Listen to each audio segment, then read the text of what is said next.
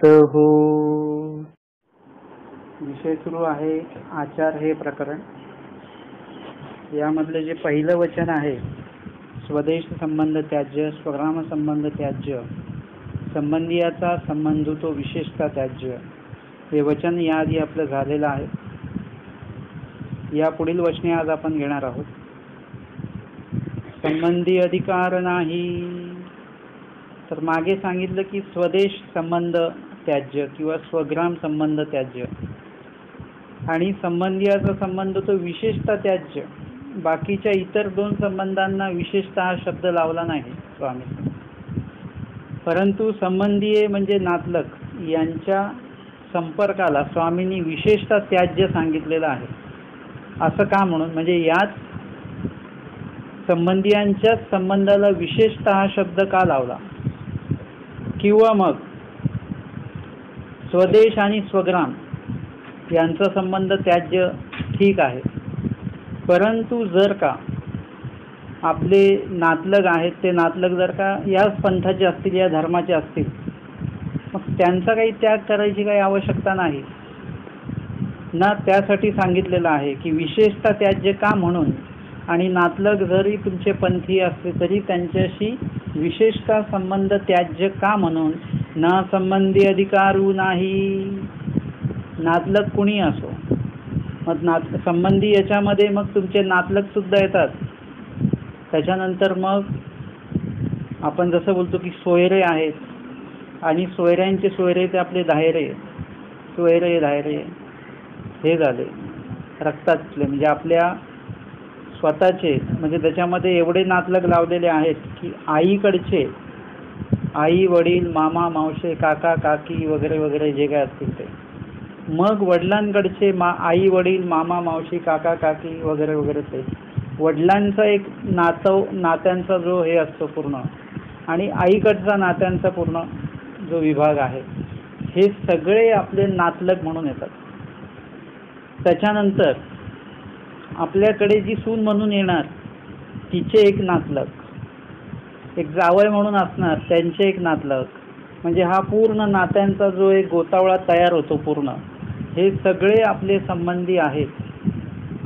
कोणी कोणी कोणाला विचारलं की ते म्हणतात ते आमचे भाऊच आहेत. ते आपण आपल्याला वाटतं सख्खे भाऊ आहेत की काय, सख्खे भाऊ आहेत, नाही नाही, लांबचे आमच्या चुलत्यांचे चुलत ते वगैरे वगैरे असं काहीतरी करून आमचे भाऊ आहेत. म्हणजे कुठलं कुठलं नातं जोडून मग ते आमचे भाऊ आहेत असा तो संपर्क जोडला जातो. हे सगळे संबंधी आहे, म्हणजे जवळचे तुमच्या ओळखीतले तुमचे नातलग. आणि काही काही नातलग असे असतात जे तुमचे अनोळखीच असतात, तुम्ही त्यांना ओळखत नाही, मग कुठेतरी ओळख होते, मग अरे हे तर आमचे नातलग आहे, आम्ही ओळखतच नाही यांना. असे सगळे ओळखीचे पाळखीचे, जवळ राहणारे लांब राहणारे, जिवंत असणारे आणि मेलेले सुद्धा बरं का. आता मेलेल्या माणसाचा फोटो आहे ते तुमचे नातलग आहेत कोणी, ते म्हणाले हे आमचे आमके आमके, हा सुद्धा संबंध विशेषता त्याचे. म्हणजे मेलेल्या माणसाकडे पण सुद्धा त्याच्या फोटोकडे बोट दाखवून तुम्ही म्हणू शकत नाही की हे आमचे नातलग आहेत म्हणून. एवढा हा विशेषता म्हणजे हा सगळं त्याच्यामध्ये आलं. आपण बहुतांश एवढं लक्ष देत नाही, परंतु एवढं भीतर आहे, एवढं ते गहन आहे, म्हणजे तिथपर्यंत तुम्हाला त्याग करायचा आहे. का बरं? कारण की संबंधी अधिकार नाही, म्हणजे नातलग आपण जे सगळेच बघितले त्याच्यामध्ये मग परत आपले जे ओळखीचे आहेत, मित्रमंडळी, शेजारचे पाजारचे, इकडे तिकडे ओळखी झालेले, संपर्कात असणारे सगळेच, हे यांच्या संबंधी, म्हणजे यांचा संपर्क ठेवलेला असताना, म्हणजे तुम्ही कुठे दुकानात जात असाल आणि तिथे काही ओळखी पाळखी आपली होते, मग आपण म्हणतोय आमच्या ओळखीचे दुकानदार आहेत वगैरे वगैरे, हे सुद्धा तिथपर्यंत येणार. ते स्वामींनी तर भिक्षाविधीसाठी सांगितलं ओळखत्याच्या घरा, म्हणजे ओळखत्या म्हणजे कोणी पण, म्हणजे त्याच्यामध्ये कोणी पण येऊ शकतं. म्हणजे असं नाही की जो नेहमी संपर्कातला, असंच नाही. एखादा आपण महिन्या 15 दिवसाला 6 महिन्याला एखाद्याला भेटत असू आपण, म्हणजे कशासाठी, काहीतरी वस्तू आणायसाठी म्हणा, काय आणायसाठी. आता समजा एखादे व्यावसायिक असतील उपदेशी, त्यांच्याकडचे होलसेल वस्तू आणण्यासाठी वर्ष 6 महिन्याला एखाद्या होलसेलरला ते भेटतच असतील, तो सुद्धा त्यांच्या ओळखीचाच आहे. अशा ओळखीच्या व्यक्तीकडे सुद्धा यांनी जर का एकदा अनुसरण घेतलं की त्याच्याकडे भिक्षेला जायचं नाही. म्हणजे हे सगळे काय आहेत, एक तर रक्ताचे संबंधी हा तर विशेष अर्थ आहे त्याचा, परंतु आपण संबंधी म्हणजे संपर्कातले हा जर का अर्थ घेतला तर त्याच्यामध्ये सगळेच लोक त्याच्यामध्ये कवळतात. या लोकांच्या जर का तुम्ही संपर्कात असाल, या लोकांच्या जर का तुम्ही समोर असाल, हे लोक तुमच्या जर का समोर असतील तर तुमचा जो धर्म आहे त्या धर्माला तुम्ही योग्य राहत नाही. संबंधी अधिकार नाही म्हणजे धर्माशी अर्हता नाही, धर्माशी आपण योग्य राहत नाही. तुम्ही जेव्हा एकटे असता तेव्हा तुम्ही पूर्ण चांगल्या प्रकारे स्मरण करू शकता. बरं, तुम्ही एकटे बसलेले आहेत आणि तेवढं जर का कोणी आलं, तुम्ही बघता ओळखीचे आहेत का नाही आहे, तुम्हाला काही घेणं नसतं, आपल्या ओळखीचे नाही आहेत. परंतु जेव्हा तुम्हाला कळतं की आपल्या ओळखीचे आहेत, तुम्ही कुठल्या तरी महास्थानाला शिन्नस्थळीला स्मरणाला बसलेले आहेत आणि त्यावेळेस म्हणजे मी आता बोललो ना, उपदेशी जरी असतील तरी विशेषतः त्याचे का, कारण की तुम्ही स्मरणाला बसले आणि तुम्ही बघितलं अरे आपले नातलग आलेत कोणतरी गावाकडचे दिसतात, मग आपलं स्मरण कसं चालू, बंद चालू म्हणजे गाठी पण बंद चालू आणि डोळे पण बंद चालू असतात बरं का.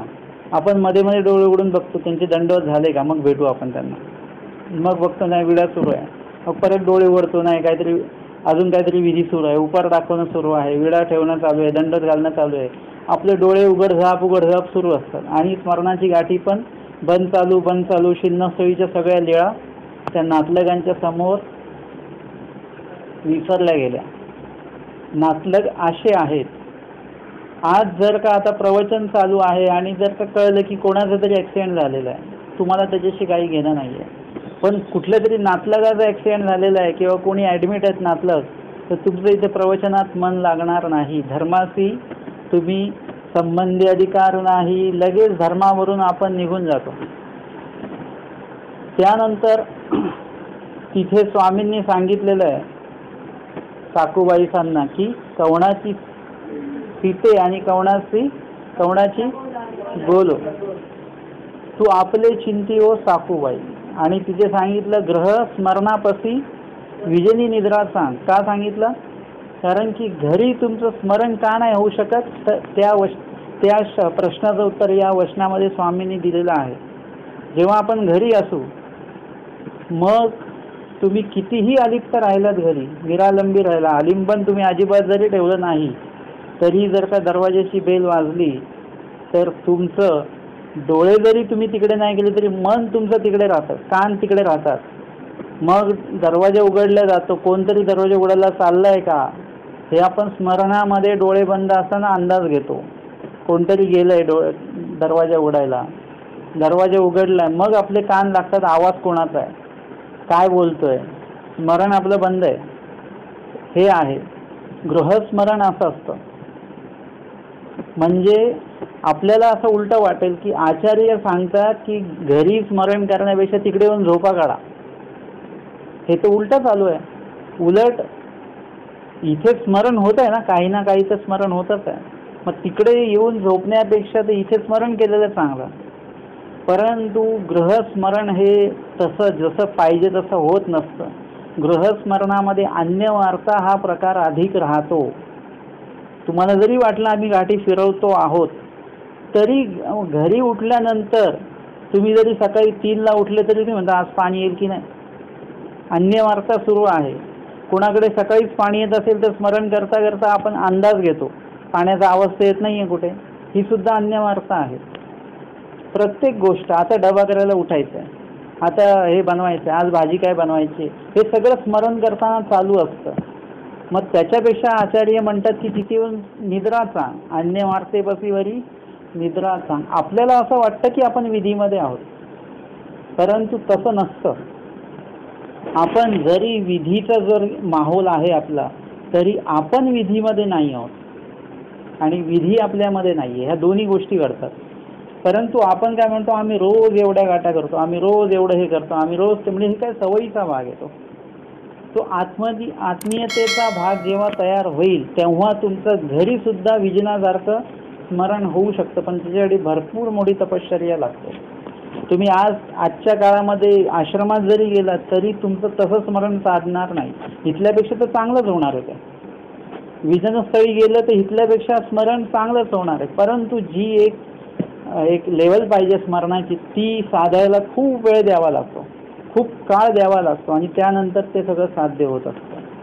आणि म्हणून इथे सांगितलेलं आहे की गृहस्मरणापाशी तिकडे येऊन निद्रा सांग.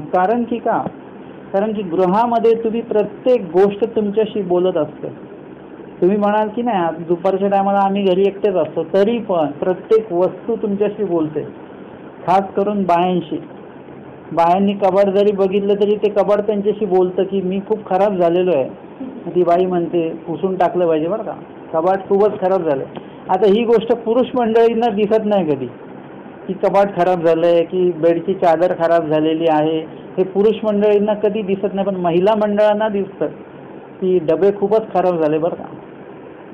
पुरुष म्हणतात नाही चांगलेच आहे डबे, पण ते नाही खराब झालेले आहेत. हे परत ते काढून सगळे त्यातलं साहित्य काढून ते घासून पुसून ते परत वाळत टाकून मग ते आता कसे चकचकीत झालेले आहेत.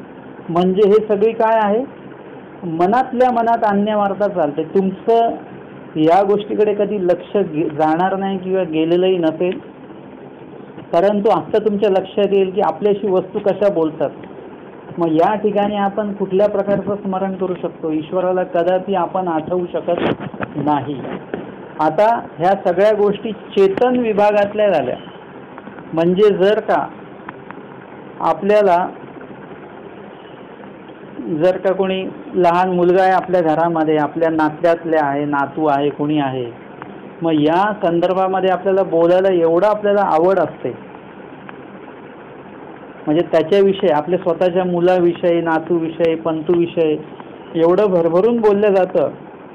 तो असा, तो तसा, हे ते ते ते हेच जर का देवाविषयी बोलायचं असेल तर मग त्या ठिकाणी सगळ्या वाचा ज्या असतात त्या आपल्या म्हणजे त्या बंद होऊन जातात. म्हणजे बोलण्याची जी काही वृत्ती असते ती बंद होऊन जाते.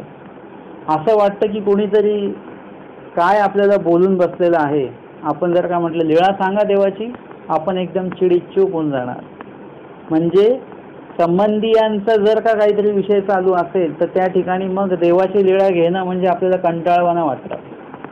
एखादं जर का काही नातलग सगळे जमलेले असतील मग ते जरी उपदेशी असले तरी असं कधी होत नाही. असं होतं की आज सगळे जमलेत ना, आज मग काहीतरी जेवणाचा बेत आखूया, कुठेतरी फिरायला जाऊया, सिनेमाला जाऊया. परंतु जरी उपदेशी नातलग जमले सगळे तरी कधीच असं वाटत नाही की आज लीळेचा बेत आखूया, आज चांगल्या प्रकारे लीळा घेऊया, अमकं घेऊया, वचन कोणाचं किती पाठ आहे ते बघूया. असं कधी होतं का? उपदेशी नातलग असले तरी पण असं होत नाही. 4 उपदेशी जरी जमले तरी पण त्यांच्यामध्ये अन्यवार्ता होत असते. हे काय आहे? एक प्रकारे तुमचे ते आता तुम्ही संबंधीच असल्यासारखं आहे, म्हणजे ओळखीचेच असल्यासारखे आहेत. आणि मग अशामुळे काय होतं की संबंधी अधिकार नाही म्हणजे तुम्ही धर्माला योग्यच राहत नाही, अधर्मच आपण तिथे अंगवत राहतो. आणि म्हणून इथे सांगितलेलं आहे की एकटं तुम्ही जेवढं राहाल, एकांत, एकला विजया सांगितलं ना, एकांत जेवढा तुमचा असेल, एकांत म्हणजे एकांतात जाऊन एकांत नव्हे, लोकांतामध्ये सुद्धा तुम्ही एकांतच पाहिजे.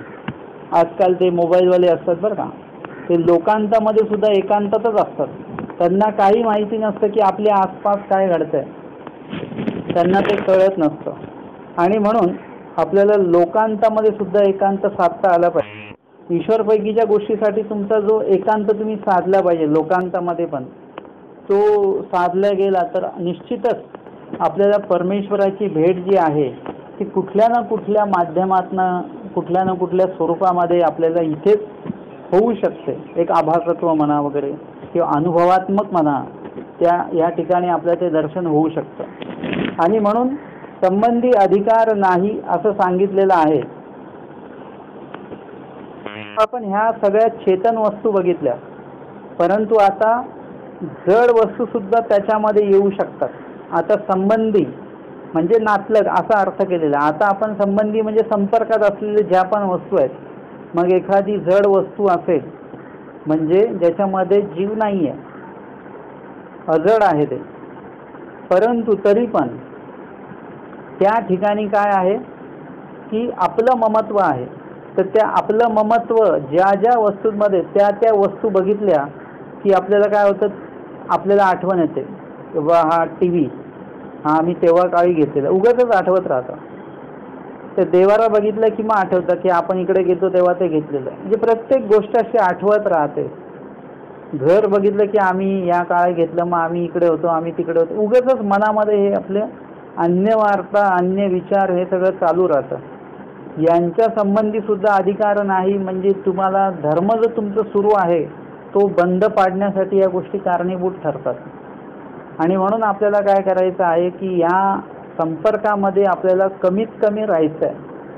तुम्हाला जे वाटतं की आपलं स्मरण म्हणा किंवा वाचन म्हणा, पाठांतर म्हणा, चिंतन म्हणा, या गोष्टी काही वेळपर्यंत चालतात आणि बंद पडतात. आपल्याला एवढंच माहिती आहे की आपल्या त्या वस्तू त्या विधी आमचे चालू होतात आणि बंद पडतात. एवढ्या दोनच गोष्टी आपल्याला माहिती आहेत. जसं एखाद्या चावीच्या खेळाला चावी दिली की ते चालू होतं आणि चावी संपली की ते थांबतं. आपल्याला एवढंच माहिती आहे की चालू होतं आणि थांबतं, एवढंच माहिती आहे. थांबतं का हे माहिती नाही आणि चालू का होतं ही आपल्याला माहिती नाही. तसं आपल्या विधीच्या बाबतीमध्ये पण तेच आहे की आपला विधी चालू होतो. का होतो तर देखोदेखी तो चालू होत असतो. कुणाचा तरी विधी बघितला, कुणाचा विधी ऐकला किंवा आपल्याला वाटतं की नाही त्यांच्या पुढे आपण गेलं पाहिजे, आपल्याला पण तसं झालं पाहिजे. तसे एक ना अनेक विचार जे असतात ना ते तुमचा विधी चालू करतात.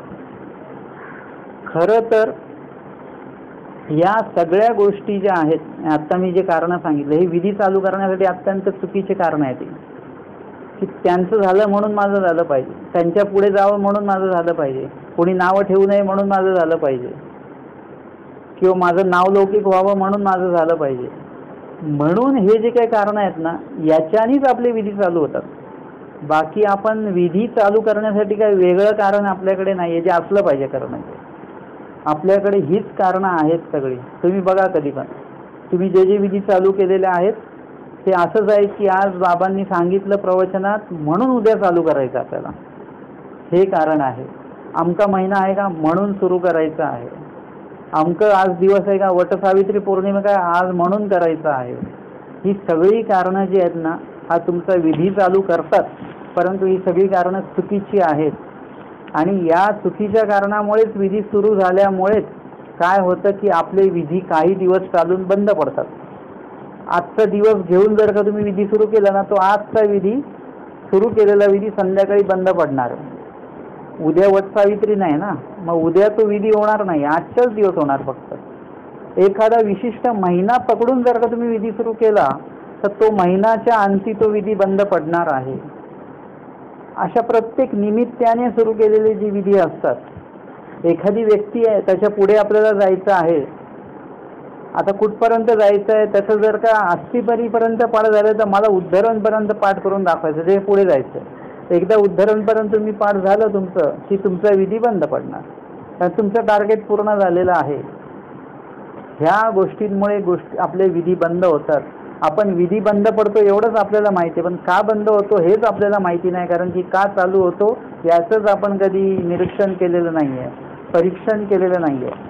आणि म्हणून आपले जे विधी आहेत ते असे चालू झाले पाहिजेत जे कोणी सांगितले म्हणून नाही चालू झाले पाहिजेत, कुणी सांगतंय म्हणून नाही चालू झाले पाहिजेत, कुणाच्या दबावाखाली, कुणाच्या दडपणाखाली, कुणाच्या देखोवेखी, कुणाच्या पुढे जायचं म्हणून स्पर्धा म्हणून म्हणा किंवा विशिष्ट दिवसाचं निमित्त म्हणून म्हणा, असं म्हणून त्या गोष्टी चालू होता कामा नये. त्या का चालू झाल्या पाहिजेत?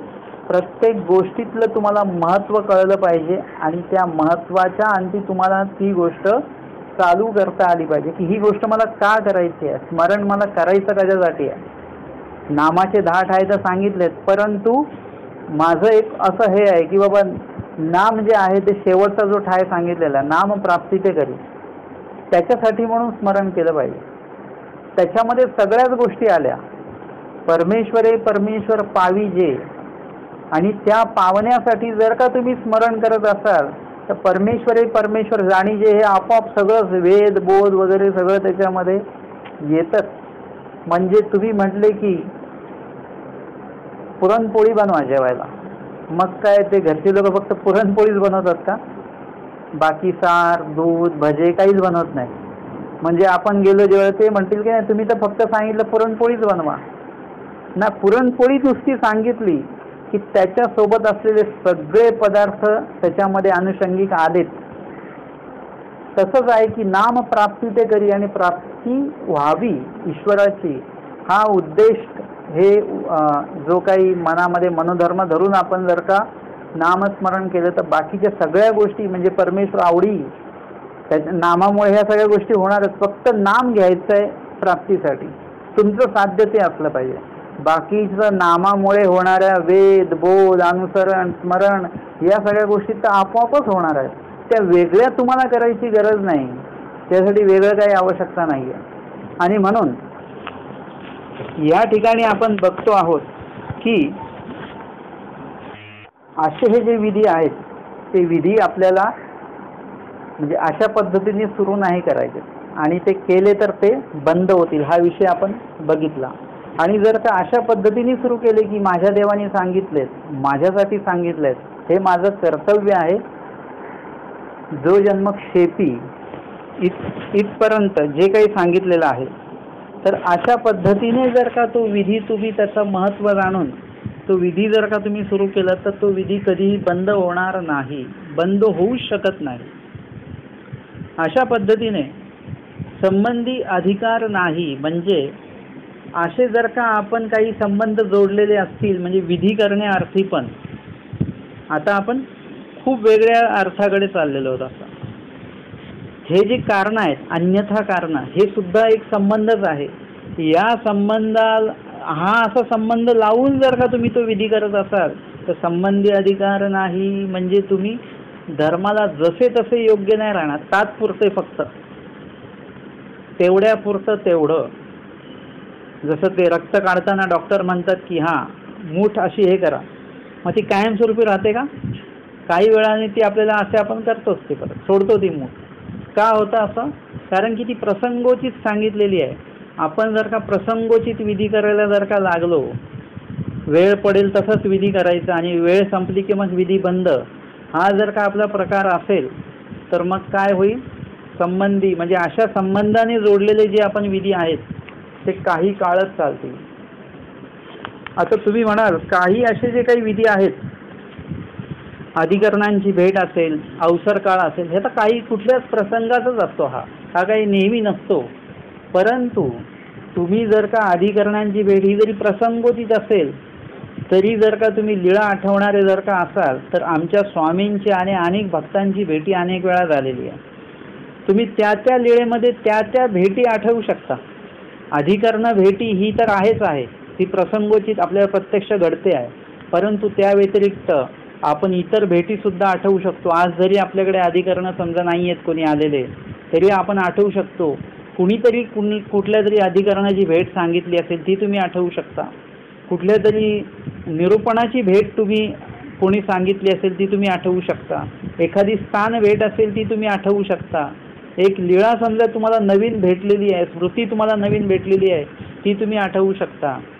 त्यानंतर आमच्या स्वामींच्या ज्या काही भेटी आलेल्या आहेत, श्रीप्रभूंची भेट, अशा अनेक लीळा आहेत, त्या त्या भेटी तुम्ही सहजपणे रोज आठवू शकता. का? तर तुम्हाला रोज काही ना काही एक लीळा आठवायची आहे, काही ना काही आठवायचं आहे.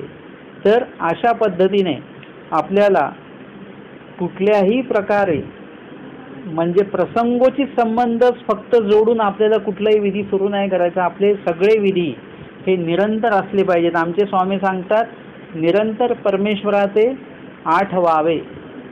परमेश्वराचे आठवावे म्हणजे नेमकं काय? फक्त देवालाच आठवा, नुसतं देवाचं नाव घ्यायचं एवढंच का? एखाद्या व्यक्तीची तुम्ही आठवण काढता, जसं आता आहेत सांगितलं जातं जुने शेवलीकर बाबा बदनापूरचे. आता जुने शेवलीकर बाबा म्हटले की फक्त जुने शेवलीकर बाबा एवढंच नाव घेतो का आपण?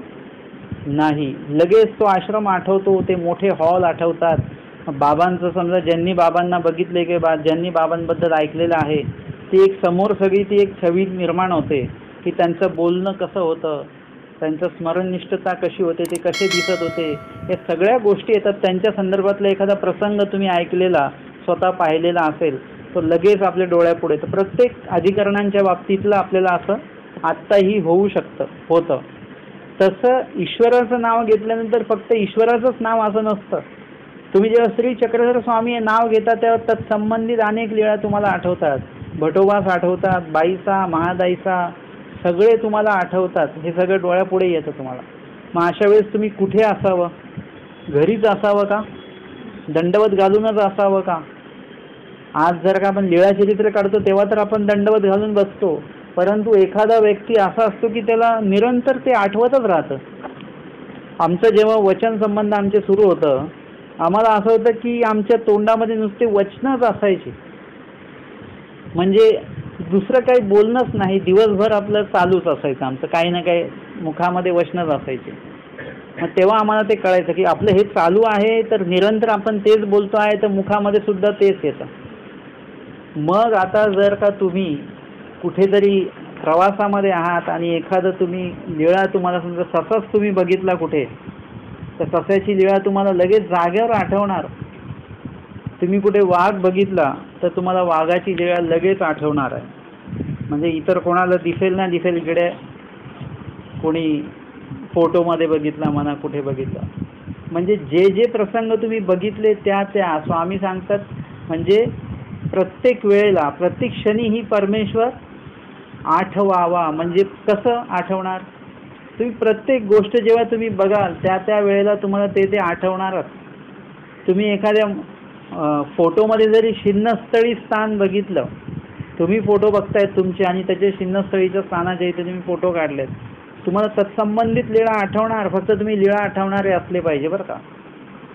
तुम्ही बघताय फोटोमध्ये पण हे मामी दिसत नाही, मावशी दिसत नाही, ते काका दिसत नाही, ते हा कुठे गेला, तो कुठे गेला, म्हणून जर का ते फोटो बघत असाल, पेक्षाही शिन्नस्थळीचे फोटो जेव्हा तुम्ही बघाल त्यावेळी त्या फोटोमधले सगळे लोक तिथून निघून गेले पाहिजेत तुमच्या डोळ्यापुढून. आणि तिथे फोटोमध्ये नसलेले लोक म्हणजे कोण? भटोबास, महादाईचा वगैरे हे जे कोण, बाईचा, हे सगळी जी काही भक्त मंडळी आहे ही तुम्हाला आपोआप तिथे दिसली पाहिजेत. ती हे कधी असतं? जेव्हा तुम्ही त्या लीळा आठवण्याच्या त्या पूर्ण ह्याच्यामध्ये असाल त्यावेळेला हे सगळं आहे. तर मग या व्यतिरिक्त तुम्ही जे फक्त प्रसंगोचित एक संबंध आल्यानंतरच तुम्ही आठवता, जसं कोणाचं काही कधी आपण आठवण काढत नाही, नाव काढत नाही, पण त्यांचं जर का फोन आला तर आपण म्हणतो हां सकाळीच तुमची आठवण काढली होती. म्हणजे कुणाला खुश ठेवायचं असेल मग त्यांना उगाचच आपलं बोला सकाळीच तुमची आठवण काढली होती, आम्ही कालच तुमची आठवण काढली होती. म्हणजे त्याच्यामुळे त्या माणसाला बरं वाटतं. परंतु हे काय आहे? हे योग्य आहे का अयोग्य आहे? अयोग्य आहे. म्हणजे तेवढ्या पुरतंच आपण त्या माणसाशी संपर्क, कामापुरता संपर्क असं हा ठेवतो आहे. एखाद्या कार्यापुरताच संबंधी, म्हणजे काहीतरी आता काहीतरी निमित्त आहे म्हणून आपण त्याच्या समोर गेलो आहेत, त्या माणसाला पण कळतं बरं का काहीतरी काम आहे यांचं, म्हणून हे आलेले आहेत. मग ते विचारतात काय काम आहे आज? मग आपण म्हणतो काय नाही, आम्ही असंच चाललो होतो. मग आपण आपलं काम सांगतो, मग तेही त्यांच्याही लक्षात येतं. तर असं जर का त्यांच्या लक्षात आलं की हे पूर्ण फक्त ह्या संबंधापुरतेच फक्त आलेले आहेत, एकदा हे काम झालं की परत मग ते आता तोंड दाखवणार नाही पुढचं काम निघेपर्यंत, मग त्यांचं नाही आपलं आपुलकी असणार आहे का? तसंच कुठलाही विधी करत असताना एक गरजेपुरता जर का विधी केला की बाबा आता आम्हाला संकट आलं म्हणून आम्हाला स्मरण करायचं आहे किंवा संकट येऊ नये म्हणून स्मरण करायचं आहे, तर त्या हिशोबाने करूच नका. तुम्हाला जरी कळतंय की संकट येणार आहे, काय संकट आहे हे तुम्हाला माहिती आहे, पण तुम्ही संकट जावं म्हणून स्मरण नका करू, फक्त स्मरण करा, फक्त देवाला आठवा, पण संकट जावं म्हणून आठवू नका. तुम्ही फक्त देवाला आठवण्याचा विधी करत राहा. देव तुमचा अविधी जो आहे तो बरोबर परिहार करणार आहे, तो तुमच्याकडे येऊच देणार नाही. ही नामस्मरणामध्ये ताकद आहे की तुम्ही देवाकडे कुठल्याही प्रकारचं गाऱ्हाणं न मांडता फक्त नामस्मरण करा, ते कार्य बरोबर आपोआप होतं. बघा, आमचे आचार्य चाललेले नेवासाला भरतापामध्ये, त्यांना जेव्हा भूक लागली तेव्हा त्यांनी काय नामस्मरण ह्या पद्धतीने केलं असेल का की देवा जेवण पाठवा म्हणून? स्वामींनी ती जी काही हे आहे सहाय्य आहे ते आधीपासूनच सुरू केलेलं आहे. हे जेव्हा निघाले लगेच त्यांच्या पाठोपाठ शिदोरी पाठवून दिलेली आहे. तुम्ही नामस्मरणात असाल तर ते सहाय्य आपोआपच सुरू होतं. म्हणजे तुम्हाला त्यासाठी देवाकडे कुठल्याही प्रकारची मागणी करण्याची गरज नसते.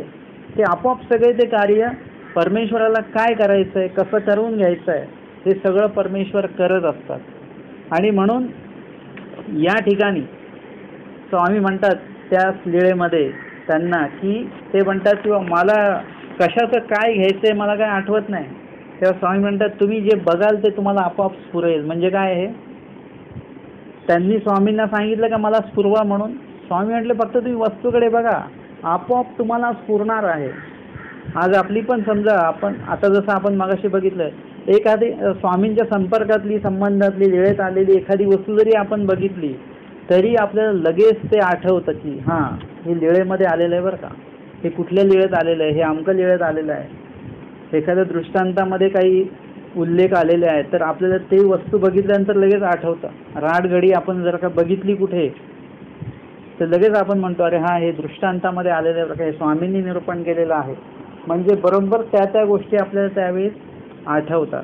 तर या पद्धतीने जर का सगळं होत असेल तर मग तुम्ही धर्माला बरोबर योग्य आहात. कुठेही असा तुम्ही, असं नसतं की बाबा मी इथे आता मी हे नाही करू शकत, देवाला आठवू नाही शकत, मी टेन्शनमध्ये आहे, मी हॉस्पिटलमध्ये आहे, मी ॲडमिट आहे म्हणून मी देवाला आठवू शकत नाही. या गोष्टी कधी घडतच नाही.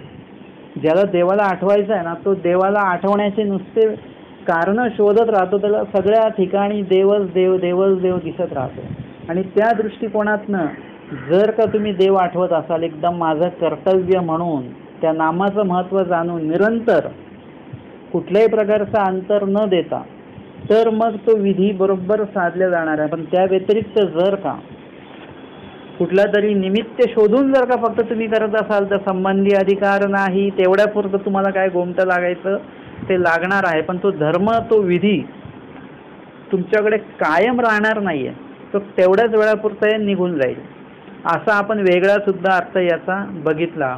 आणि जो परंपरेतला जो अर्थ आहे तो तर आपण बघितलाच की नातलग असतील, संबंधीय, जवळचे, ओळखीचे, मित्रमंडळी यांच्या संपर्कामुळे तुम्हाला धर्माला कुठल्याही प्रकारे योग्यता तुमची राहत नाही. किंवा यांच्या संपर्कात तुम्ही जर का राहिलात तर हे लोक काय करतात, तुम्हाला नेहमी धर्मापासून लांब घेऊन जातात.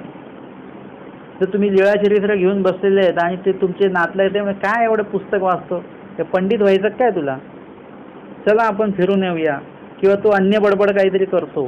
त्याच्यामुळे मग आपलं लक्षसुद्धा विचलित होतं. आपण म्हणतो कशाला आता यांच्या पुढे आपण एवढं काढून बसायचं, ठेवून देतो आपण ते. म्हणजे यामुळे काय होतं की आपला तो धर्म तिथे थांबला गेला. स्मरणाच्या बाबतीमध्ये पण आपण बघितलं, अशा अनेक विधींच्या बाबतीमध्ये आहे. त्यानंतर स्वामींनी सांगितलं ओळख त्याच्या घरानं वाचावे भिक्षेला. का बरं? कारण की तुमची भिक्षा जी आहे ती बरोबर तुम्ही जेवढं पाहिजे तेवढं घेताय. जसा विधी तुमचा चालू आहे हा क्रमाने व्यवस्थित विधी चालू आहे. आणि अशा वेळेस जर का कोणी ओळखीचे किंवा कोणी नातलग जर का त्यांच्या घरी तुम्ही भिक्षेला गेलात तर काय होणार, त्यांनी तुम्हाला बघितलं तर ते काय करतील, तूपच घेऊन येतील वाटीमध्ये ते वाढायला. तूपही घ्या, एवढं कृश केलेलं आहे देह, एवढे थकता, जेवत नाही पोटभर, तूप खा म्हणजे ताकद येईल, शक्ती येईल. म्हणून ते आपल्याला काय करतील, जे ईश्वराने परिच्छेदाला सांगितलेलं आहे, जे तेल तूप वगैरे ह्या गाळोत्तर म्हणजे ह्या रसापासून आपण लांब राहण्यासाठी जे देवाने सांगितलेलं आहे, इंद्रियार्थ वगैरे वगैरे, रस विको, या सगळ्या गोष्टींचा योग त्यांच्यामुळे येऊ शकतो. आणि ते काय करतील, तुम्हाला ते पदार्थ संपादतील आणि तुमचा जो भिक्षाविधी सुरू आहे त्याच्यामध्ये ते काय करतील, अडथळा आणू शकतील, बाधा आणू शकतील. तुमचा तो जो परिच्छेद आहे तिकडे मोडू शकतो, असंही होईल. आणि म्हणून त्यांच्याकडे जाणे नाही वाटतात. पण जे लोक विधीवर आहेत ना जसं जे विधीवर जे लोक आहेत त्यांना हे कळतं की विधी कुठे कुठे मोडू शकतो, तिथे तो मोडू द्यायचा नाही. मग त्यासाठी कुठल्या कुठल्या व्यक्तीचा, वस्तूंचा, जागेचा, काळाचा, कशाचा त्याग कुठल्या वेळी कसा करायचा आहे तो त्यांना तो बरोबर ते लक्ष ठेवून असतात. कुणी अनोळखी असतील तर ते तुम्हाला जास्त आग्रह नाही करणार, परंतु ओळखीचे असतील, नातलग असतील तर ते तुम्हाला खूप आग्रह करतात. संबंधी अधिकार नाही. म्हणजे लीळा येते, कोण आहेत ते, 2 जणांना पाठवलंय श्री दत्तात्रय प्रभूंच्या भेटीला, डखले आणि चांगदेव भट यांना पाठवलेलं आहे श्री दत्तात्रय प्रभूंच्या भेटीला. आणि जाता जाता मग मध्ये गाव लागतं दाऊवाडी. मग ते काय म्हणतात की आता कुठेतरी बाजार असतो, ते काय करतात, आपल्या नातलगांची आठवण येते. आणि स्वामींनी तर सांगितलेलं आहे, पेनोवेना जावे उपेने न करावे. म्हणजे एका गावाला एकच मुक्काम, 2 मुक्काम करायचं नाही, नातलगांच्या घरी जायचं नाही, थांबायचं नाही वगैरे सगळं सांगितलेलं होतं. असं जर का केलं तर मग दत्तात्रय प्रभूंची दर्शन भेट होईल. परंतु त्यांनी सगळं ते व्यवस्थित पाळलं, परंतु नेमकं नातलगाचं गाव लागलं आणि तिथे सगळा गोंधळ झाला. त्यांनी काय केलं, तिथे जो काही बाजारहाट होता त्याच्यातनं काही वस्तू खायच्या वगैरे विकत घेतल्या आणि विचारलं, बाबा इथल्या गावचे कोण आहात, दाऊलवाडीचे कोण आहात? ते म्हणाले, हो आम्ही आहोत. ते म्हणाले की आमके ते आहेत ना, हां ते त्यांचे आम्ही पाहुणे आहोत, तर तुम्ही काय करा, त्यांना सांगा की आमके भेटले होते आणि त्यांना ही वस्तू द्या, आता परत कधी इकडे येणं होतं काय वगैरे. तर ते म्हणाले, हे बघा तुम्ही एवढ्या जवळ आलेले आहेत, तुम्ही म्हणता ते बरोबर आहे, कधी परत येणं होईल आणि बघणं कधी होईल? आता वस्तू तर पोचून जाईल पण एकमेकाला बघणं होणार नाही. त्यापेक्षा असं करा, तुम्ही चला, 2 पावलावर गाव आहे इथे, भेटी पण होईल. वाटलं ते म्हणे नाही आम्हाला घरी जायचं नाही. ते म्हणे घरी नका जाऊ, पण भेट तर होईल तशीच. ते म्हटले बरोबर आहे, ही पण गोष्ट बरोबर आहे. आणि म्हणून मग ते तिथे गेले. अंगणातनंच ते बाहेरूनच ते द्यायला लागले, कुंपणाच्या बाहेरून. ते बोलले की अरे एवढ्या लांब आले तुम्ही, एवढ्या लांबून आले आणि एवढ्या आता जवळ आलेले आहात आणि अंगणातनंच ते देत आहेत, थोड्या वेळ बसा. ते म्हणाले आम्हाला यायचं नाही आहे. ते बोलले येऊ, थांबू नका जास्त वेळ, फक्त हे वस्तू द्या, पाणी प्या 2 घोट आणि जा. आणि मग जे आतमध्ये आले ते आतमध्येच आले. जसं तो अभिमन्यू होता ना, चक्रव्यूहामध्ये गेला आणि परत बाहेर यायचा रस्ता माहिती नाही, तसा हा प्रकार आहे. अविधी जेवढे पण आहेत, अविधीजन्य किंवा परमेश्वरापासून आपल्याला लांब करणाऱ्या जेवढ्या काही गोष्टी आहेत, ह्या सगळ्या चक्रव्यूह आहेत. याच्यामध्ये जायचे रस्ते अनेक आहेत. स्वामींनी सांगितलं अविद्येची अनंत द्वारे, कुठल्याही द्वारातनं आपण जातो, परंतु त्याच्यातनं बाहेर येण्याचा रस्ता आपल्याला माहिती नाही पण आहे. अभिमन्यूला माहिती नव्हता पण तो होता ना, रस्ता तर होता, त्याला फक्त माहीत नव्हता. तसं रस्ता आहे, फक्त आपल्याला तो माहिती नाही आहे. आपण अर्धज्ञान घेऊन निघालेलो आहोत किंवा आपण ज्ञानाच्या अहंकारामध्ये आहोत, त्याच्यामुळे आपल्याला तो रस्ता माहिती नाही कसं निघायचं आहे बाहेर. निघण्याचा रस्ता पण आहे, सोपा आहे रस्ता. जर का तुमचं मन जर का चांगलं असेल तर रस्ता एकदम सोपा आहे. तसं चांगदेव भट गावाला निघाले आपल्या, म्हणजे कुठे चाललेत आता, चक्रव्यूहामध्ये चाललेत.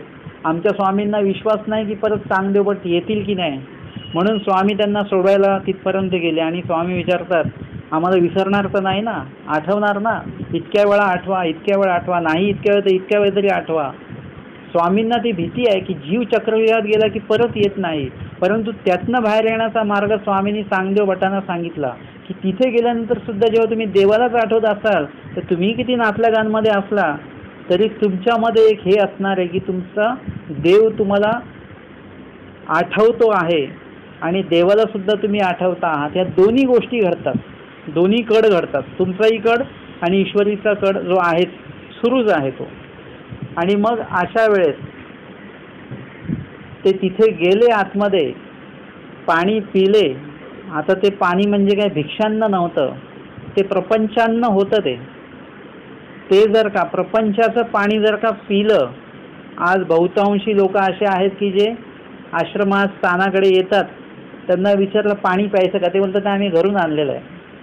कारण की त्यांना ते प्रपंच पाणीच प्यायचं असतं, प्रपंचातनं आणलेलं पाणी प्यायचं असतं आणि परत कुठे जायचं असतं, प्रपंचातच जायचं असतं.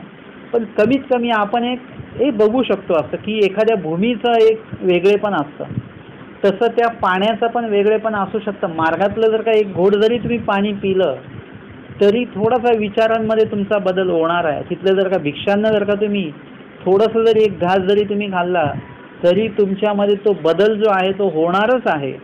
तुम्ही जर का काही वेळासाठी तुम्ही एखाद्या विशिष्ट भूमीवरून फक्त म्हणजे आश्रमाच्या भूमीवर तुम्ही जेव्हा जाता त्यावेळेस तुमच्यामध्ये विचारांमध्ये एवढा बदल होत असतो.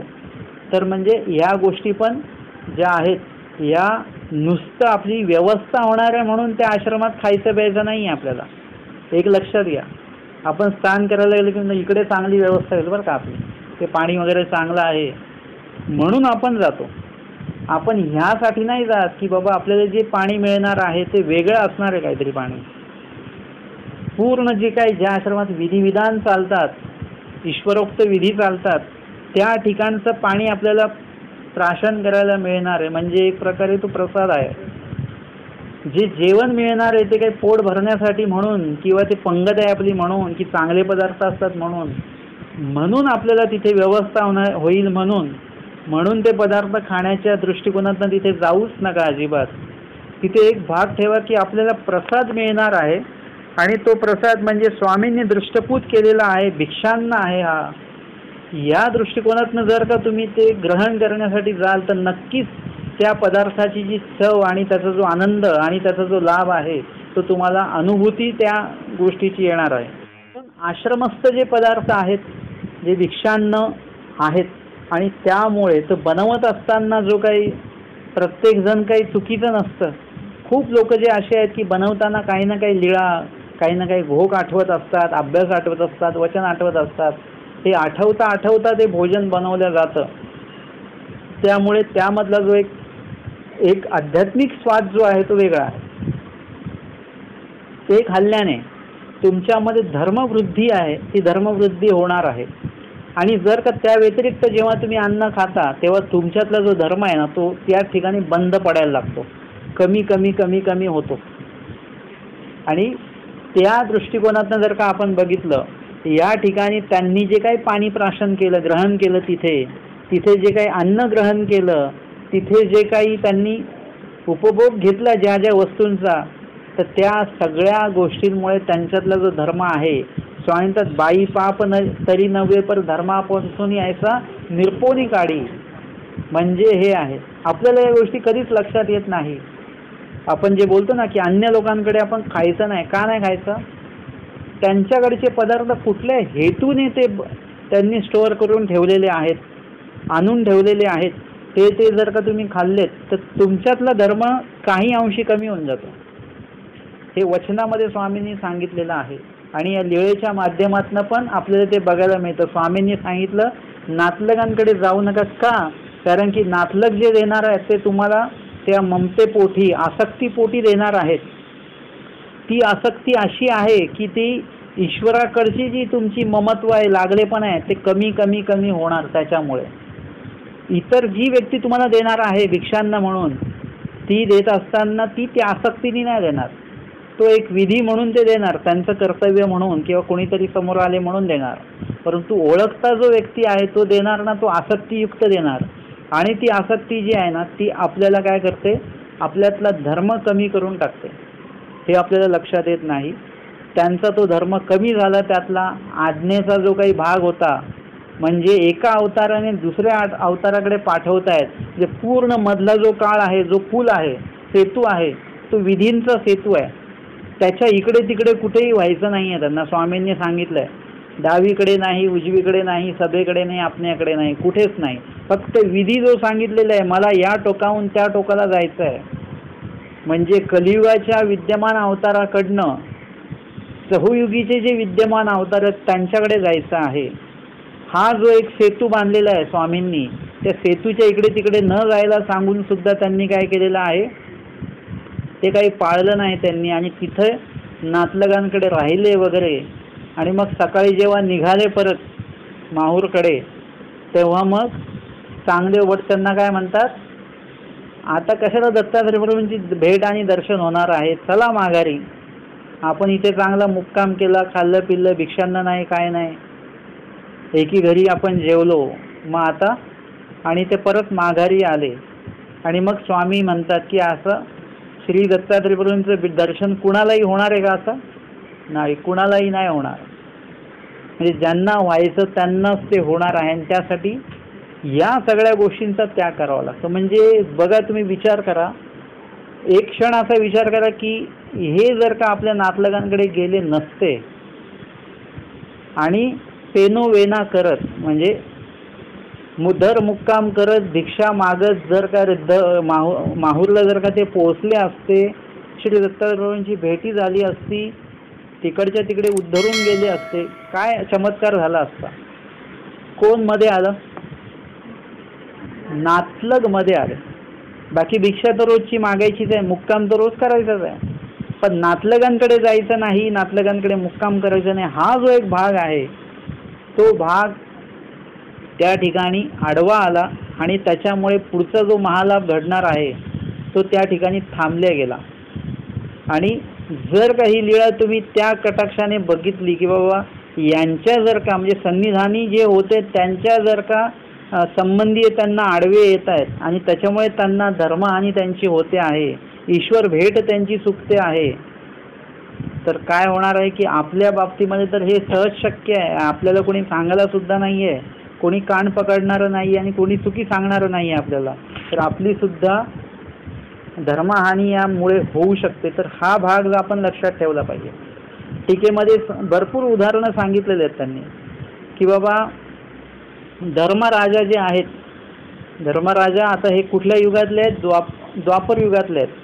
आणि जर का आता कलियुग लागतंय, कलियुगाचा पण एक काळ आलेला आहे आणि द्वापर युगाचा अंतकाळ आलेला आहे आणि कलियुगाचा सुरुवात काळ, अशा दोन्ही गोष्टी जवळजवळ आलेल्या आहेत. आणि आत्ता कलियुग लागणार आहे, त्याच्या आधी सगळ्यांनी निघून जायचं आहे. आता धर्मराजाला निघता येईना, कारण की त्यांना काय करायचं आहे, पुढचा जो राज्यकारभारी आहे तो निवडायचा आहे, राजा निवडायचा आहे आणि त्याला बसवायचं आहे, त्याला राज्यकारभार समजावून सांगायचा आहे. आणि म्हणून त्यांना थांबावं लागलं. आणि जवळजवळ किती दिवस थांबले? ते कलियुगामध्ये 7 दिवस थांबले. आता कलियुगामधली विशेषता काय आहे? कलियुगी जन्म मात्रे चौकडीपर्यंत नरक. कलियुगात तुम्ही नुसते आलात जरी तरी लगेच चौकडी जे 60 लाख वर्षाची आहे ते नरक तुम्हाला लागतं. आता हे कोणामुळे वेळ आली? ही नातलगामुळे आली वेळ, की त्यांना कलियुगाचं तोंड बघावं लागलं, कलियुगात राहावं लागलं. कलियुगामध्ये राहून त्यांनी काय केलं? अन्न पाणी काहीही घेतलं नाही, फक्त श्वासोश्वास घेत होते बरं का. बाकी त्यांनी काहीही या ठिकाणी ग्रहण केलं नाही, फक्त श्वास घेत होते. आली आणि त्यानंतर त्यांना काय केलं गेलं? जेव्हा त्यांचं आटोपलं तेव्हा त्यांना निरय दर्शन करवलं गेलं. निरय दर्शन म्हणजे नरकाचं दर्शन, तेही संबंधीची केले, म्हणजे नरक झाले नाही त्यांना, पण नरकाचं दर्शन दाखवले त्यांना. का बरं? कारण की कलियुगामध्ये थांबले. आपलं तर कलियुगामध्ये आपला जन्मच आहे, आधार कार्ड आपलं कलियुगातलंच आहे. त्याच्यानंतर खाणं पिणं सगळं पाप पुण्य ओकटं गोमटं सगळं आपण कलियुगामध्येच एकदम प्रशस्तपणे करतोय. आपल्याला त्याची काही कल्पना नाही आहे. काही आपल्याला स्वामींनी सांगितलं कलियुगी जन्म मात्र चौकडीपर्यंत नरक सांगितलं, पण आपण ते वचन फक्त पाठ केलंय. आणि ते कशातलं वचन आहे आणि त्याचा अर्थ काय आहे आणि त्याच्या पुढचं वचन काय आहे, त्याची टीका काय आहे, त्याचे पक्ष काय आहे, हे सगळं आम्ही पाठ केलेलं आहे. पण त्याचं जे गांभीर्य आहे ना, ते गांभीर्य आम्ही अजूनपर्यंत त्या गांभीर्याकडे आम्ही काय केलेली? पाठ करून ठेवलेली आहे. बाकी सगळं पाठ केलेलं आहे आणि गांभीर्याकडे पाठ करून ठेवलेली आहे. तर ती गोष्ट आपल्या लक्षात आली पाहिजे की जिथे धर्मराजाला नुसतं कलियुगात राहिल्यामुळे नरकाचं दर्शन करवलं गेलं. तुम्ही म्हणा नरकाचं दर्शन म्हणजे काय मोठी गोष्ट नाही आहे, परंतु जर का तुम्हाला नरक दर्शन म्हणजे काय असतं हे जर का तुम्हाला जाणून घ्यायचं असेल तर कधीतरी आपल्या मुंबईमधल्या सायन हॉस्पिटल, केम हॉस्पिटल, जे हॉस्पिटल अशामध्ये जाऊन या, तुम्ही कधी फिरून या. इतकं ते भयानक सगळे पेशंट असतात आणि ते बघितल्यानंतर नरक म्हणजे काय ते ह्याची बाई स्वामी सांगतात ना, नरक म्हणजे काय वेगळं काय, ते हेच आहे नरक. तर ते आम्हाला तिथे तेव्हा तुम्हाला कळेल की एखादं नरक बघायला भेटणं म्हणजे नेमकं काय असतं. ईश्वरासाठी म्हणून जर का आपण या सगळ्या गोष्टींचा त्याग केला, स्वदेश, स्वग्राम, संबंधीय, वस्तू, काही परिच्छेद, या सगळ्या गोष्टी जर का आपण केल्या, यांचा त्याग केला, परिच्छेद जर का आपण स्वीकारले काही, तर काय होणार आहे, तर नक्कीच त्या त्रासामध्ये एक आनंद असतो बरं का. तुम्हाला असं वाटतं की ते त्रासदायक आहे, परंतु ते त्रासदायक नसतं. तुम्ही कधी निरालंबी होऊन बघा. आलिंबन रहित असणं म्हणजे काय, म्हणजे प्रत्येक घरातली जी एक बाई असते ना, मुख्य बाई, ती आलिंबन युक्त असते. तिला सगळ्या वस्तूंची काळजी असते. म्हणजे ते भांडी घासण्याच्या ज्या घासणीपासून तर जेवढ्या काय वस्तू असतील, मूल्यवान अमूल्यवान, सगळ्या वस्तूंचं ती काळजी त्या बाईला आहे. आलिंबन लावून ठेवलेलं आहे. प्रत्येक घरातली मुख्य व्यक्ती, पुरुष व्यक्ती असेल, त्यांनी पण असं आलिंबन लावून ठेवलेलं आहे. कधीतरी निरालंबी होऊन बघा, म्हणजे थोडंसं त्याग करून बघा. आलिंबन रहित जर का होता आलं तुम्हाला, तर नक्कीच तुमच्या धर्माची सुरुवात तिथूनच आहे. जेव्हा तुम्ही इथे निरालंबी व्हाल, प्रपंचातनं, जीव, देवता आणि प्रपंच, 3 गोष्टीतनं तुम्ही आलिंबन रहित व्हाल, तेव्हाच तुम्ही विधींचं जे आलिंबन आहे ते तुम्ही स्वीकारू शकता. म्हणजे अस्थिपरीमध्ये आपण बघितलं, निरालंबी म्हणजे दोषरूपी जे आलिंबन आहेत त्या सगळ्यांचा त्याग करायचा, मग रिकामच राहायचं का ना. देवता स्मरणे म्हणजे गुणरूपी जे आलिंबन आहेत ते आपण काय करायचे, स्वीकारायचे आहेत. ते तुमच्यासाठी उपयुक्त आहेत. असे आलिंबन जे ईश्वर विहित आहेत ते आपण स्वीकारायचे आहेत. तर या आचाराच्या आपण द्वितीय वचनामध्ये आपण बघितलेलं आहे की संबंधी अधिकार नाही तर संबंधित एक लीळा पण बघितली. यानंतरची लीळा त्याच्यामध्ये ते भूतानंदाची लीळा. भूतानंदाला स्वामी म्हणतात, कलियुग तुम्हाला 1000 वर्षाचं आयुष्य, सिद्धी, त्रिकाळ ज्ञान वगैरे सगळं प्राप्त होईल, जा कोल्हापूरला. परंतु जाताना कसं, आमका आमका विधी सांगितला यांच्यासारखाच, की मुक्काम एकाच ठिकाणी एकच, नातलगांकडे मुक्काम करायचं नाही, सगळं सांगून पाठवलं. परंतु काय झालं, नेवासा लागला, तिथे त्यांची मुलगी दिलेली होती आणि गेले मग तिथे मुलीला भेटायला आणि तिथेच थांबले. मुलीच्या बाळणपणापर्यंत तिच्या हातावर पाणी पडलं गरम, तिचं ती शुश्रूषा तिने मुलीची केली. त्याच्यात जवळजवळ कितीतरी दिवस तिथेच त्या ठिकाणी व्यर्थ गेले आणि मग आली. मग आता कशाला जायचं कोल्हापूरला, मग आता आली स्वामींकडे. स्वामींना म्हणाले की जी असं असं झालं. स्वामी म्हणतात, बघा कुठे त्रिकाळ ज्ञान, कुठे द्वापरीचं आयुष्य आणि काही लेकीचे बाळणपण, म्हणजे कुठे लेकीचं, म्हणजे एक गोष्ट जर का तिने लेकीकडे गेली नसती तर ती जी 1000 वर्ष तिला आयुष्य भेटलं असतं आणि कदाचित ती भूतानंद आपल्याला भेटली पण असती. स्वामींची लीळा त्यांनी सांगितल्या असत्या काही समजा बघितलेल्या. परंतु काय झालं, एक नातलगांमुळे या गोष्टी घडलेल्या आहेत आणि तत्संबंधित पुढचा विधी घडला नाही. जे लोक कोणी म्हणतात की बाबा घरी राहून सुद्धा अनुसरण आपण घेऊ शकतो, म्हणजे काही आश्रमात जायची आवश्यकता नाही, कपडे बदलण्याची गरज नाही, अशा व्यक्तींसाठी पण आपण लीळा जर का प्रमाण आपल्या दिल्या, तर आमचे आचार्य भटोबास हे सुद्धा यांनी काय केलं, संबंधियांचा त्याग करून ते आलेले होते. निळभट्ट भांडारेकर ह्यांनी सुद्धा काय केलेलं होतं, खुंट दाव्याचा त्याग केलेला होता. सर्वांचा त्याग करून ते तडक निघून आलेले होते. त्यानंतर माईन भट्ट असतील, महादाईचा नंतरच्या काळामध्ये बाईसा ज्या आहेत, बाईसा पूर्ण आपलं शिष्यवर्ग सगळ्यांचा त्याग करून स्वामींना समर्पित झाल्या. महादेवा भक्त होते ते सुद्धा घर त्यागून आलेले आहेत. संबंधियांचा त्याग त्यांनी केलेला आहे. आणि अशा प्रकारे आपल्याला लीळेंमध्ये हे सगळी नातलगांची त्याग जे आहेत ते आपल्याला इथे बघायला मिळतात. आणि म्हणून या द्वितीय वचनामध्ये आपण बघितलं की संबंधियांच्या संबंधामुळे आपली धर्महानी कशी होते, ती धर्महानी आपल्याला टाळता आली पाहिजे. आपले नातलग दीक्षित आहेत किंवा उपदेशी आहेत म्हणून तुम्ही त्यांचा संपर्क करू गेले तरी पण तुमची धर्महानी त्या ठिकाणी होऊ शकते बरं का. कारण की दीक्षित लोक पण भेटले की सांगतात बरं का, हे माझा नातू बरं का, हा माझी मुलगी, ही आमची सून, हे आमचे जावई, हा आमचा मुलगा, हे आमची मंडळी, एवढं ओळख सांगतात. म्हणजे हे अनुसरण आहे का? म्हणजे संबंधी अधिकार नाही, म्हणजे हे का उल्लेख होतात असे, कारण की त्यांच्या संपर्कात आपण आलो, त्यांच्या समोर आपण आलो, ते आपल्या समोर आले, म्हणून आपण तेवढ्या वेळामध्ये आपले भाऊ कोण आहेत, आपले माता पिता कोण आहेत हे आपण विसरून गेलो. कोण आहेत आपले माता पिता भाऊ? स्वामी आहेत, परमेश्वर आहेत, अनिमित्त बंधू, मातेचं सांगितलेलं आहे वगैरे सगळे जे काही नाते स्वामींनी आपल्याशी जोडलेले आहेत किंवा आपले आहेत त्यांच्याशी नाते, ते सगळे तेवढ्या वेळासाठी आपण बाजूला केले आणि खोटी नाती जी आहेत त्यांची ओळख करून दिली जगाला आपण. आणि तेवढ्या वेळासाठी हे माझे आहेत, हे माझे आहेत, ही माझी मुलगी, जावय वगैरे हा भाग सोडून द्या. चूक कुठे होते माहिती आहे का?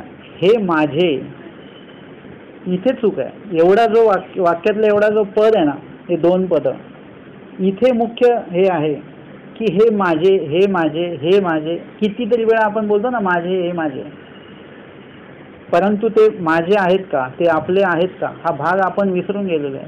हे आपले नाहीत म्हणून तर आपण अनुसरण घेतलं ना. हे आपले असते तर आपण अनुसरणच घेतलं नसतं. आणि म्हणून तो एक भाग म्हणजे बोलताना आपण काय बोलतो तो जो चुकीचा भाग आहे, तो चुकीचा जो आहे तो बोलत असताना, मी मागच्या वेळेस पण सांगितलं ना, एक व्यवहारामध्ये तुम्हाला ओळख करून द्यावी लागते माझी आई म्हणून, परंतु ते बोलत असताना तुम्हाला दुःख मनामध्ये असलं पाहिजे की कितीतरी खोटी ओळख मी करून देतोय. खरं तर हे माझे कोणीच नाही आहेत. हे माझं जे काय आहे, देव माझा आणि मी देवाचा. कुष्टियाच्या दृष्टांतामधला जो व्यक्ती सांगितला स्वामींनी, तो काही मानवपंथीय नाही आहे, ब्रह्मविद्या ज्ञान त्याला नाही आहे, अन्य व्यक्ती आहे, तो अन्य देवतेच्या देवळामध्ये तो गेलेला आहे, परंतु तो देवतेला ठणकावून सांगतो की तू माझी आणि मी तुझा. हे जर का एखादा अन्य व्यक्ती, अज्ञान व्यक्ती जर का सांगू शकत असेल, बोलू शकत असेल, तर ब्रह्मविद्या ज्ञानाच्या आपल्याला प्राप्तीनंतर तर ही गोष्ट तर आपल्याला बरोबर बोलताच आली पाहिजे. तिथे सांगितलेले की अमेद्य तुल्य ऐसे,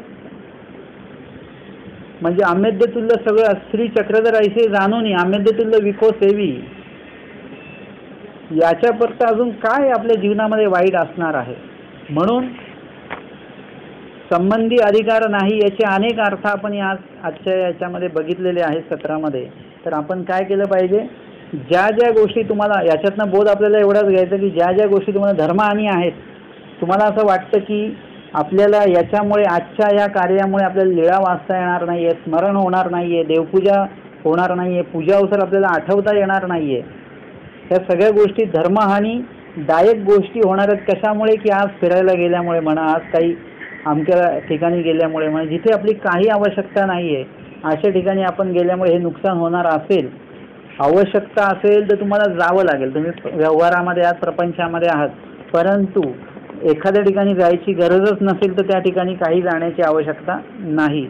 आणि म्हणून जिथे जिथे धर्महानी होते त्या त्या गोष्टी आपण प्रामुख्याने टाळल्या पाहिजेत. आणि ज्यामुळे धर्म आपल्यामध्ये नवीन प्रमाणामध्ये आपल्यामध्ये येत असेल, अजून त्याचा भरणा होत असेल, तर अशा गोष्टी आपण टाळल्या नाही पाहिजेत. असं या लीळेतनं, या वचनातनं आपण या ठिकाणी आचाराच्या 2 क्रमांकाच्या वचनातनं आपण हे अध्ययन श्रवण केलेलं आहे.